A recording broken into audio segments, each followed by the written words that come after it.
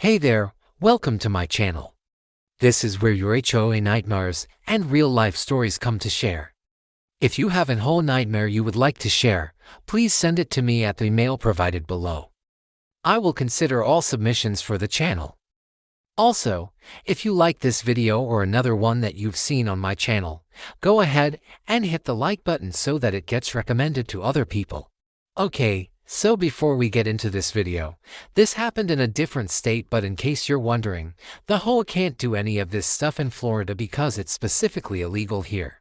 Okay, so today's story is about an HOA that essentially relieved itself of its responsibilities and ran away with the money. Now, I know this sounds far-fetched, but unfortunately it happens more often than you think. And these HOA boards are usually comprised of unpaid volunteers. So legally speaking, they're not allowed to take any of the association's funds for themselves. But unfortunately, some of them just don't care and they do it anyway. And as you'll see in today's story, they even tried to pull the wool over the eyes of the residents by claiming that they were giving all of the association funds to charity when in fact they were just pocketing it for themselves. This is crazy.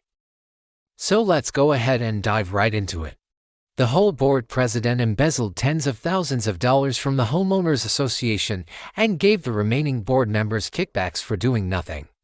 The former president of the Indian Creek Homeowners Association was sentenced to serve 48 months in prison. An investigation conducted by the Florida Department of Financial Services revealed that from January 2018 through December 2019, Tommy Davis used his position as HOA president to write checks from the association's operating account to himself and his daughter, Holly Davis. The investigation also revealed that Davis claimed that the reason the homeowners association had such large monthly surplus was due to the cancellation of the community's master insurance policy. He stated that the board made the decision to turn over all association assets to the Second Chance Foundation, a nonprofit corporation, and dissolve the homeowners association. However, the department found no evidence that the board ever voted to dissolve the homeowners association or turn over its assets to the foundation.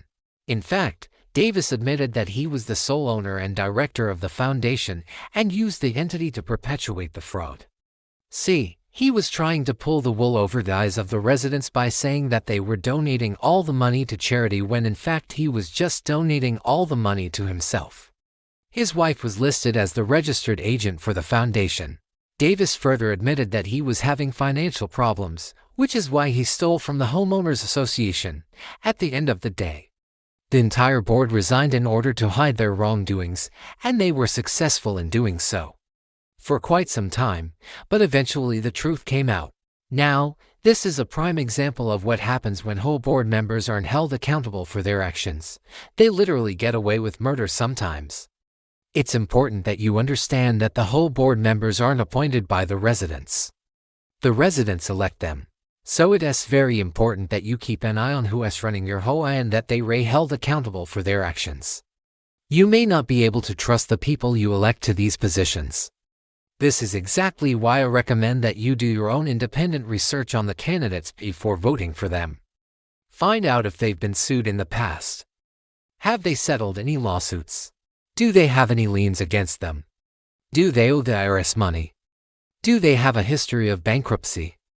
These are things that you should look into before voting for these people because unfortunately, there are some bad people out there and you don't want to put them in charge of your money. Now, many of you out there have probably heard the expression, "Fool me once, shame on you. Fool me twice, shame on me." Well, you have to apply that to yourself when dealing with these HOA elections because unfortunately, sometimes you do get fooled and you gonna have to hold these people accountable in order to prevent them from doing anything fraudulent or illegal within your homeowners association. I hope you enjoyed today's video. If you did, go ahead and hit the like button. It really does help the channel out. And again, if you have an HOA nightmare you would like to share, please feel free to send it to me at the email provided below.